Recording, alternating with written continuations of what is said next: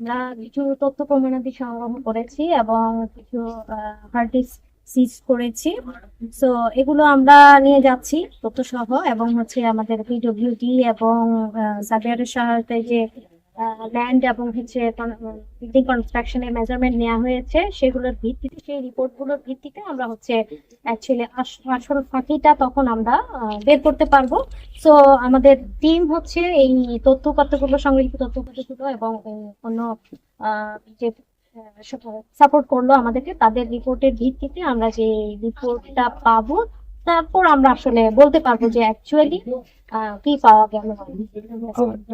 Actually এটা তো হচ্ছে, যেহেতু হচ্ছে তদন্তাধীন এখনো, এখন তদন্ত সাপেক্ষে আপনার যে রেজাল্ট আসবে তারপরে হচ্ছে আসলে ডিসিশন হচ্ছে কর্তৃপক্ষ নিবে। সরকার, আমরা তো আসলে ন্যাশনাল টাস্ক ফোর্সের একটি অংশ হিসেবে জাতীয় রাজস্ব বোর্ড, সেন্ট্রাল ইন্টেলিজেন্স এই অভিযানটা পরিচালনা করেছে। তো তারপর রিপোর্টের পর দেখা যাবে ডিসিশনটা কি আসে।